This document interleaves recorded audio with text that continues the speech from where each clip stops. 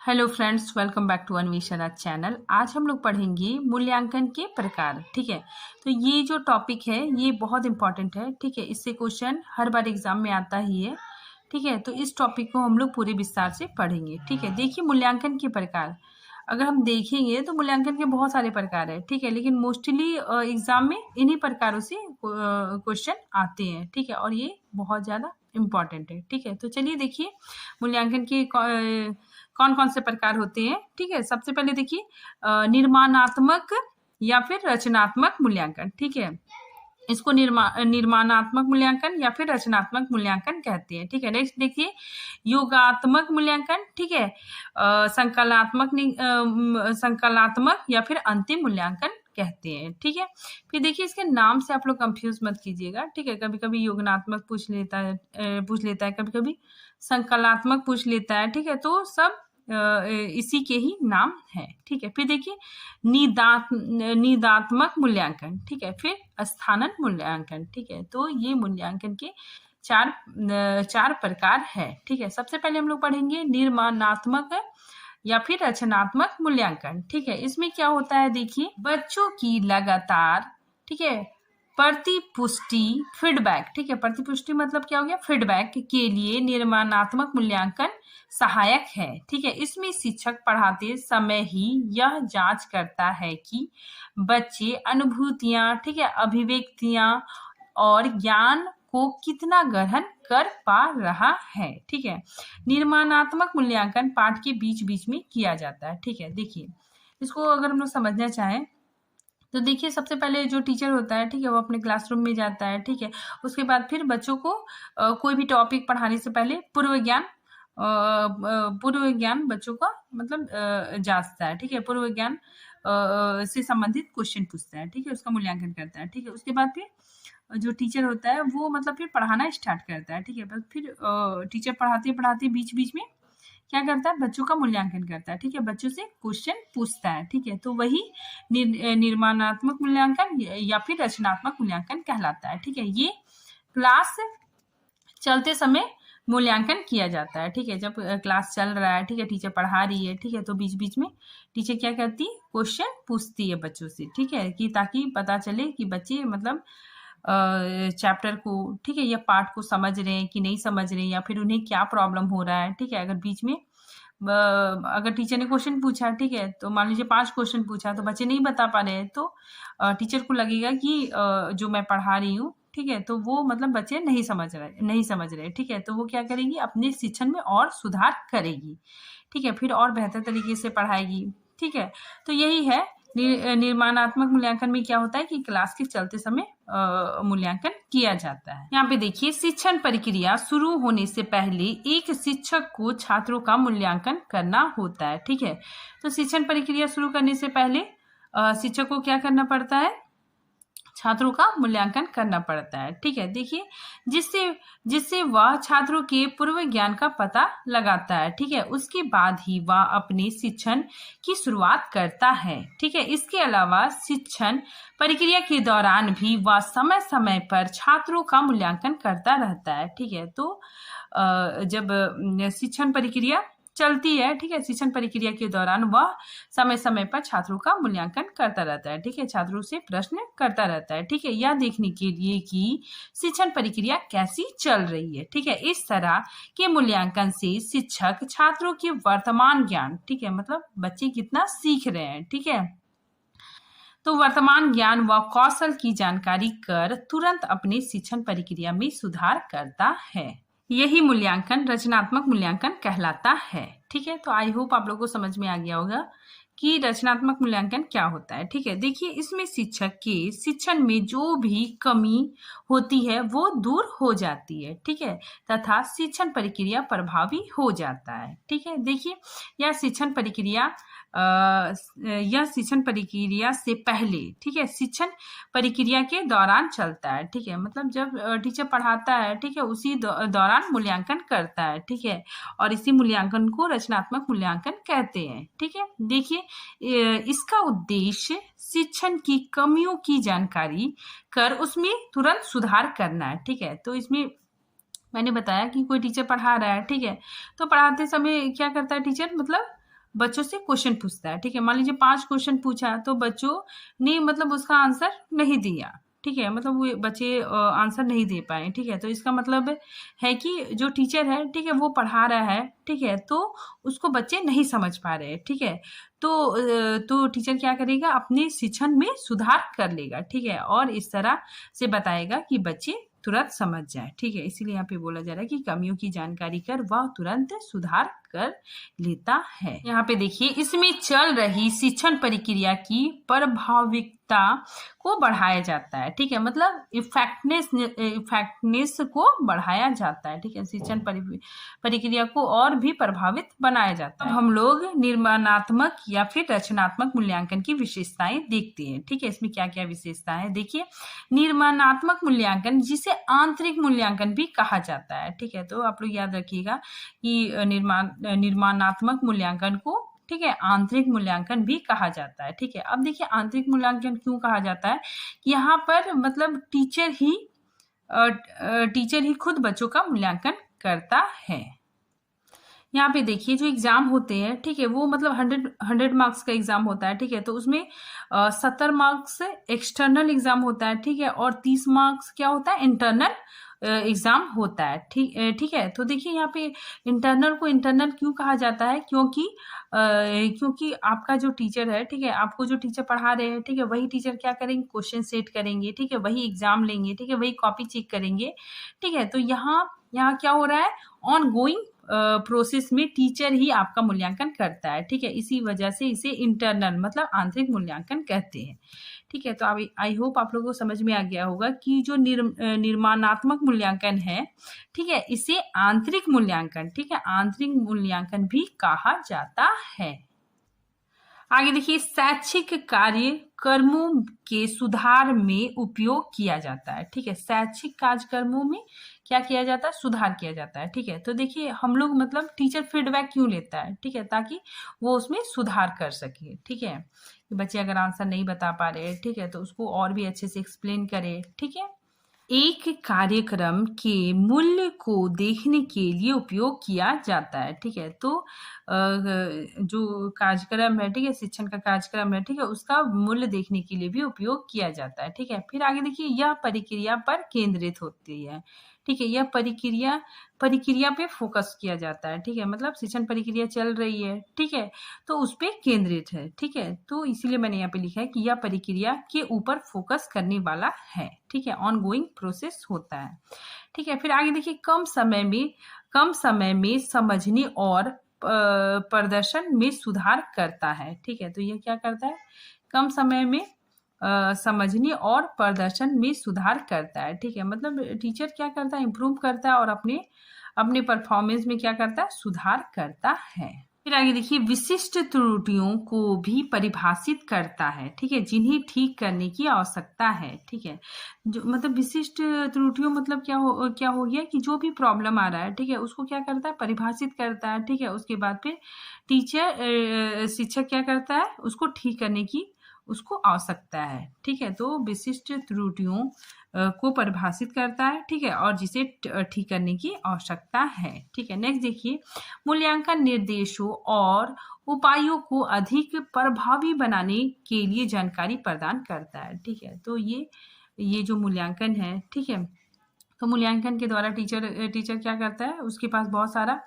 Information आ जाता है। ठीक है, फीडबैक के थ्रू फिर टीचर क्या करता है, उसको और अपनी पढ़ाई को और भी इफेक्टिव बनाता है। ठीक है, फिर आगे देखिए, शिक्षक एक कोच के रूप में कार्य करता है। शिक्षक क्या करता है, एक कोच के रूप में कार्य करता है। ठीक है, और यह क्या है, त्वरित प्रतिक्रिया मतलब क्विक फीडबैक। ठीक है, तो क्विक फीडबैक वो लेकर सबको समझ जाता है। ठीक है, कि कहाँ पे बच्चों को दिक्कत हो रही है। ठीक है, तो देखिए अगर एग्जाम में आप लोग कहीं भी फीडबैक देखिएगा, ठीक है, तो वहां पे आप लोग समझ जाएगा कि ये रचनात्मक मूल्यांकन है। ठीक है, फिर आगे देखिए, रचनात्मक मूल्यांकन अनौपचारिक प्रकृति है। ठीक है, तो ये रचनात्मक मूल्यांकन क्या है, इनफॉर्मल है। ठीक है, इसका जो नेचर है ये क्या है, इनफॉर्मल है। ठीक है, आगे देखिए, प्रारंभिक मूल्यांकन शिक्षक को शिक्षण विधियों को दक्षता के बारे में प्रतिक्रिया भी प्रदान करता है। ठीक है, ताकि शिक्षण में सुधार किया जा सके। ये योगात्मक संकलनात्मक और अंतिम मूल्यांकन। ठीक है, तो देखिए हम लोग इसके बारे में पढ़ते हैं योगात्मक मूल्यांकन क्या होता है। ठीक है, तो योगात्मक मूल्यांकन हमेशा सत्र के अंत में होता है। ठीक है, तो ये क्या होता है कि सबसे अंत में होता है। ठीक है, देखिए यहाँ पे अध्यापक द्वारा पढ़ाने के बाद यह देखने के लिए योगात्मक मूल्यांकन किया जाता है कि बच्चों ने किस हद तक ज्ञान को ग्रहण किया है। ठीक है, या फिर बच्चों ने कितना ज्ञान प्राप्त किया है। ठीक है, मतलब यहाँ पे टीचर जब पढ़ा लेता है, ठीक है, पूरा चैप्टर पढ़ा लिया, ठीक है, या फिर पूरा एक यूनिट पढ़ा लिया, ठीक है, उसके बाद फिर टीचर क्या करता है, टेस्ट लेता है। ठीक है, बच्चों का टेस्ट लेता है कि बच्चों ने कितना, मतलब कितना ज्ञान, ठीक है, कितना ज्ञान उन्होंने ग्रहण किया है। ठीक है, बच्चों ने कितना ज्ञान कितना ज्ञान प्राप्त किया है। ठीक है, कितना ज्ञान उन्होंने ग्रहण किया है। ठीक है, कितना उन्होंने सीखा है। ठीक है, तो ये मूल्यांकन अंतिम में होता है। ठीक है, शिक्षण प्रक्रिया के समाप्ति के बाद होता है। ठीक है, देखिए यहाँ पे शिक्षण प्रक्रिया की समाप्ति के बाद शिक्षण कितना प्रभावी रहा। ठीक है, छात्रों के कितने ज्ञान व कौशल में सुधार हुआ। ठीक है, तो छात्रों का ज्ञान और कौशल में कितना सुधार हुआ। ठीक है, छात्रों के व्यवहार में कितना परिवर्तन हुआ। ठीक है, आदि को जानने के लिए एक शिक्षक छात्रों का मूल्यांकन करता है। ठीक है, शिक्षक द्वारा किया गया यह मूल्यांकन ही योगात्मक मूल्यांकन कहलाता है। ठीक है, तो मतलब शिक्षण प्रक्रिया के बाद जो मूल्यांकन होता है, ठीक है, वही योगात्मक मूल्यांकन कहलाता है। अब देखिए इसकी विशेषताएं हम लोग देखते हैं। यह शिक्षण प्रक्रिया के बाद किया जाता है। ठीक है, तो ये शिक्षण प्रक्रिया के बाद, ठीक है, शिक्षण प्रक्रिया कंप्लीट होने के बाद किया जाता है। ठीक है, फिर आगे देखिए इसका उद्देश्य यह जानना है कि कोई शिक्षण योजना कितना प्रभावी रही। ठीक है, तो इसका उद्देश्य क्या होता है कि बच्चों ने कितना ज्ञान अर्जन किया। ठीक है, शिक्षण योजना मतलब कितना प्रभावी रही। ठीक है, फिर आगे देखिए इसमें छात्रों की उपलब्धि ज्ञात कर आगे की नीतियां बनाई जाती है। ठीक है, तो इसमें छात्रों की उपलब्धि ज्ञात कर, ठीक है, आगे की नीतियां बनाई जाती है। ठीक है, आगे की नीतियां मतलब क्या हो गया कि मान लीजिए यहाँ पे बताया जा रहा है कि भविष्य में आने वाले टाइम के लिए नीतियां बनाते हैं। ठीक है, जैसे देखिए एग्जाम्पल की मान लीजिए मैंने लेक्चर विधि के द्वारा एक पाठ पढ़ाया। ठीक है, स्कूल क्लास में बच्चों को एक लेक्चर विधि के द्वारा पाठ पढ़ाया। ठीक है, और वह पाठ बच्चों ने इतनी आसानी से नहीं समझा। ठीक है, मतलब बच्चों ने लेक्चर विधि के माध्यम से उतनी अच्छे तरीके से नहीं समझा। ठीक है, तो इसीलिए आने वाले टाइम में हम क्या करेंगे, लेक्चर विधि का बहुत कम प्रयोग करेंगे। ठीक है, और दूसरी विधि का प्रयोग करेंगे। ठीक है, तो इसीलिए यहाँ पे बताया जा रहा है कि आगे के लिए नीतियां बनाई जाती है। आगे देखिए इसमें छात्रों को अंक अथवा ग्रेड प्रदान किया जाता है। ठीक है, तो इसमें छात्रों को क्या होता है, अंक और ग्रेड दिया जाता है। ठीक है, देखिए पाठ, यूनिट, ठीक है, सत्र, उसकी समाप्ति के बाद फिर हम लोग टेस्ट लेते हैं। ठीक है, फिर टेस्ट लेने के बाद फिर पेपर लेते हैं। ठीक है, फिर पेपर में उसमें बच्चों को मार्क्स देते हैं। ठीक है, इसीलिए यहाँ पे बताया जा रहा है कि छात्रों को अंक या फिर ग्रेड प्रदान किया जाता है। ठीक है, इसमें समय अधिक लगता है। ठीक है, तो इसमें अधिक समय लगता है। ठीक है, आगे देखिए यह उपलब्धि परीक्षण के रूप में कार्य करता है। ठीक है, तो यह उपलब्धि परीक्षण के रूप में कार्य करता है। ठीक है, फिर आगे देखिए इसमें छात्रों का औपचारिक परीक्षण शामिल है। ठीक है, तो ये क्या है, एक औपचारिक परीक्षण। औपचारिक मतलब फॉर्मल है। ठीक है, फिर इसमें देखिए इसमें उदाहरण कौन कौन सा इसमें आ जाएगा, वार्षिक परीक्षा आ जाएगा। ठीक है, स्कूलों की अर्धवार्षिक परीक्षा आ जाएगा। ठीक है, मिड टर्म और फाइनल एग्जाम। ठीक है, फिर देखिए यह जो होता है ये परिणाम पर ध्यान केंद्रित किया जाता है। ठीक है, तो इसमें मतलब आउटकम पे ज्यादा फोकस होता है। ठीक है, इसीलिए यहाँ पे देखिए the focus is on the outcome. ठीक है, इसमें मतलब परिणाम पर फोकस किया जाता है। ठीक है, नेक्स्ट देखिए निदानात्मक मूल्यांकन। ठीक है, ये काफी इंपॉर्टेंट है। ठीक है, इससे एग्जाम में क्वेश्चन आते ही है। ठीक है, तो देखिए निदात्मक मूल्यांकन में क्या होता है, इसमें मतलब कारण का पता लगाया जाता है। ठीक है, मतलब बच्चे को अगर मतलब पढ़ाई में, ठीक है, कहीं प्रॉब्लम आ रहा है तो क्यों आ रहा है। ठीक है, तो उसके कारण का पता लगाया जाता है। ठीक है, देखिए यहाँ पे कि बच्चों को शिक्षण के दौरान जो कठिनाइयों का कारण को पता लगाने के लिए किया जाता है। ठीक है, तो ये मूल्यांकन बच्चों को मतलब अधिगम में, ठीक है, पढ़ाई में जो कठिनाई आ रही है, ठीक है, उसके कारण का पता लगाया जाता है, ठीक है, और उसी मूल्यांकन को निदानात्मक मूल्यांकन कहते हैं, ठीक है। देखिए मैंने यहाँ एग्जाम्पल भी लिखा है कि देखिए कोई बच्चा अगर असफल क्यों हो रहा है, ठीक है, कोई बच्चा असफल क्यों हो रहा है, ठीक है, कोई बच्चा मतलब बार बार फेल क्यों हो रहा है, ठीक है, कोई बच्चा किसी एक सब्जेक्ट में कमजोर क्यों है, ठीक है, आदि का कारण पता करने के लिए निदात्मक मूल्यांकन किया जाता है, ठीक है। तो इन सब के कारणों का पता लगाने के लिए निदात्मक मूल्यांकन किया जाता है, ठीक है। यहाँ पे देखिए इसमें शिक्षण के दौरान एक स्टूडेंट को हो रही कठिनाइयों के कारण का पता लगाया जाता है, ठीक है। देखिए अगर कोई विद्यार्थी को कोई समस्या हो रही है, ठीक है, मतलब पढ़ाई में कोई समस्या हो रही है, ठीक है, तो अगर वह कुछ नहीं समझ पा रहा है, ठीक है, तो उसको पता लगाने के लिए हम लोग नैदात्मक मूल्यांकन करते हैं। आगे देखिए यह सीखने में समस्याओं के संभावित कारणों के लिए स्पष्टीकरण प्रदान करने का प्रयास करता है, ठीक है। तो इसमें क्या होता है, संभावित कारण, ठीक है, इसमें देखे जाते हैं, ठीक है। देखिए संभावित कारण मतलब क्या हो गया, पॉसिबल प्रॉब्लम, ठीक है। देखिए जैसे मैंने यहाँ पे लिखा है कि मान लीजिए एक बच्चा मैथ्स में कम मार्क्स ला रहा है, ठीक है, और बाकी सब्जेक्ट में अच्छा मार्क्स ला रहा है, ठीक है, तो इसके कई कारण हो सकते हैं, ठीक है। एक कारण हो सकता है कि मतलब उसकी जो टीचर है, ठीक है, वो मतलब गंदे तरीके से पढ़ा रहे हैं, ठीक है, उसको मतलब अपने टीचर का पढ़ाई समझ में नहीं आ रहा है, ठीक है। दूसरा कारण हो सकता है कि बच्चा घर में जाके मैथ्स का प्रैक्टिस नहीं करता होगा, ठीक है। तीसरा कारण हो सकता है कि बच्चे को मतलब इंटरेस्ट ही नहीं है मैथ पढ़ने में, ठीक है। तो इसमें क्या हो गया, कई संभावित कारण हो सकते हैं, ठीक है।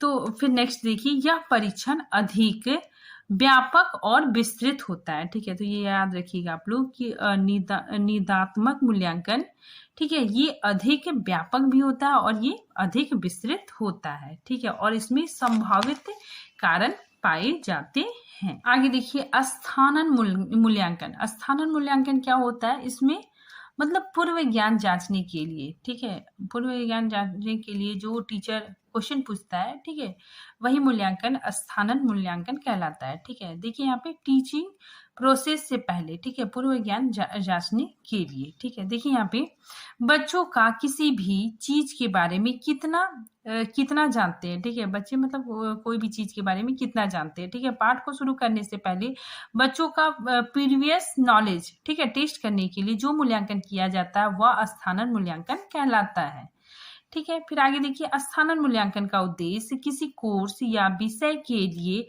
शिक्षार्थी की योग्यता की जांच करना होता है, ठीक है। इसी उद्देश्य के लिए विभिन्न प्रवेश परीक्षाओं को भी आयोजित किया जाता है, ठीक है। मान लीजिए हमको मतलब कोई बच्चे को किसी दूसरे स्कूल में एडमिशन कराना है, ठीक है, तो वहाँ भी क्या होता है कि पहले उसका टेस्ट होता है, ठीक है, टेस्ट के द्वारा ही उसकी मतलब योग्यता की जांच करके उसे मतलब क्लास में डाला जाता है, ठीक है। तो वो क्या हो गया, स्थानन मूल्यांकन। अब हम लोग देखेंगे मूल्यांकन की प्रविधियां, ठीक है। तो मूल्यांकन की दो प्रविधियां होती है, ठीक है, तो ये काफी इंपॉर्टेंट है, ठीक है। आप लोग देखिए दो प्रविधियां कौन कौन है, परिमाणात्मक मूल्यांकन और दूसरा गुणात्मक मूल्यांकन।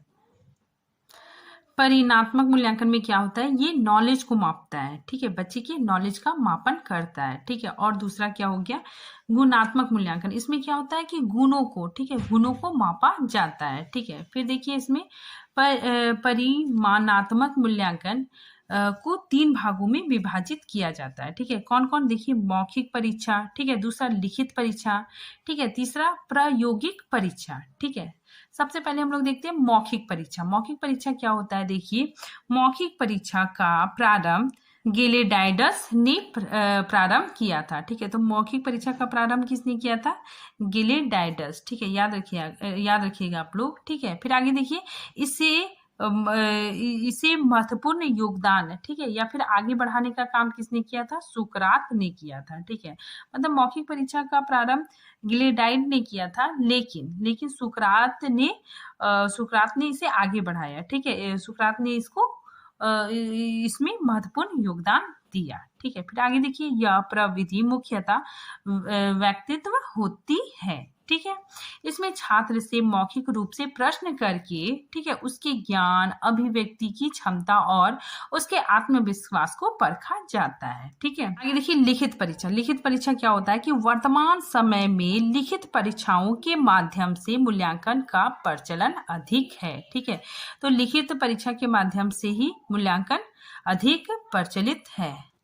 आगे देखिए, लिखित परीक्षा के 4 प्रकार है। ठीक है। पहला वस्तुनिष्ठ प्रश्न, ठीक है। फिर अति लघु उत्तरीय प्रश्न, ठीक है। तीसरा लघु उत्तरीय प्रश्न और दीर्घ उत्तरीय या फिर निबंधनात्मक प्रश्न। ठीक है। फिर देखिए, अगर क्वेश्चन आता है कि सबसे ज्यादा प्रचलित मूल्यांकन कौन सा है, तो लिखित परीक्षा।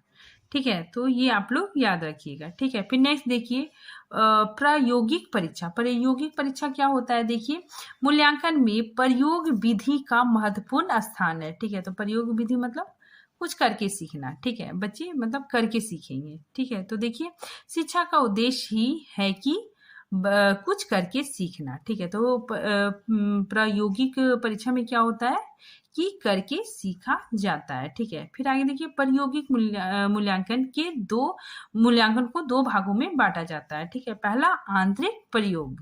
यहाँ पे देखिए, आंतरिक मूल्यांकन। आंतरिक मूल्यांकन क्या होता है कि जब किसी सूत्र या अवधारणा को प्रयोगशाला में सामग्री उपकरण की सहायता से छात्र द्वारा कार्य किया जाता है। ठीक है। जिससे उसकी सफलता, ठीक है, असफलता का मूल्यांकन किया जाता है, इसे आंतरिक मूल्यांकन कहते हैं। ठीक है। और यह प्रायः विज्ञान विषय में किया जाता है। ठीक है। तो इसका एग्जांपल हम लोग देखते हैं कि मान लीजिए कोई बच्चा है, ठीक है, वो केमिस्ट्री लैब जाता है। ठीक है। और बच्चा मतलब कोई फॉर्मूला, ठीक है, या फिर कोई सूत्र या फिर कोई अवधारणा पढ़कर आता है। ठीक है। और लैब में कुछ उपकरणों की सहायता से वह क्या करता है, टेस्ट करता है। ठीक है। और कोई चीज बना देता है। ठीक है। मान लीजिए बच्चे ने SO4 बनाया। ठीक है। तो यहाँ पर बच्चे का क्या हो गया, आंतरिक मूल्यांकन हुआ। अब देखिए, बाह्य मूल्यांकन। बाह्य मूल्यांकन क्या होता है कि इस प्रकार के मूल्यांकन को छात्र के जीवन से जोड़कर ज्ञान सिद्धांत को व्यवहार रूप में परिवर्तित करने को कहा जाता है। ठीक है। तो इस प्रकार के मूल्यांकन में क्या होता है कि छात्र के जीवन से जोड़कर, ठीक है, जीवन से जोड़कर व्यवहार रूप में परिवर्तित करने को कहा जाता है। ठीक है। मतलब इसके जीवन से जोड़कर बच्चों को बतलाया जाता है। ठीक है। जैसे देखिए, कुछ दूरी दौड़ना, ठीक है, चित्र बनाना, ठीक है, मिट्टी का कार्य करना आदि होता है। ठीक है। यह मूल्यांकन शारीरिक शिक्षा, ठीक है, गृह विज्ञान, कला, नैतिक शिक्षा, ठीक है, कृषि विज्ञान आदि विषयों में किया जाता है। ठीक है। फिर नेक्स्ट देखिए, गुणात्मक मूल्यांकन। ठीक है। तो इसमें बच्चों का गुणों को मापन किया जाता है। ठीक है। गुणात्मक मूल्यांकन कितने प्रकार के होते हैं, 4 प्रकार के होते हैं। ठीक है। कौन कौन, देखिए, जांच की सूची और असर माप। ठीक है। नेक्स्ट देखिए, अवलोकन या फिर निरीक्षण। ठीक है। नेक्स्ट घटनाक्रम और चौथा साक्षात्कार। आगे देखिए, जांच की सूची और स्तर मापन। यहाँ पे क्या होता है कि जांच सूची में हम बच्चों की रुचियों, ठीक है, अभिवृत्ति, अवधारणाओं को जान रहे हैं। ठीक है, कि बच्चा कैसा है। ठीक है। बच्चे के बारे में हम जानते हैं। ठीक है। इसमें क्या होता है कि जांच की सूची में क्या होता है कि हम बच्चे के बारे में जानते हैं। ठीक है। कि बच्चा मतलब कैसे सीखता है। ठीक है। उसे कैसे सीखना पसंद है, क्या क्या वो सीख सकता है, ठीक है, क्या नहीं सीख सकता है, किस मेथड से उसे सीखना पसंद है। ठीक है। तो ये सब हम क्या कर सकते हैं, जांच सूची के द्वारा ही जान सकते हैं। ठीक है। फिर आगे देखिए, असर माप। असर माप क्या होता है कि असर माप के माध्यम से आप बच्चे में कौन कौन सा गुण है, ठीक है, किस गुण से अन्य बच्चे, ठीक है, किस गुण ने अन्य बच्चों और शिक्षकों को प्रभावित किया। ठीक है। ये सारी चीजें जांच सूची के द्वारा जान सकते हैं। ठीक है। तो ये सारी चीजें हम लोग जांच सूची के द्वारा जान सकते हैं।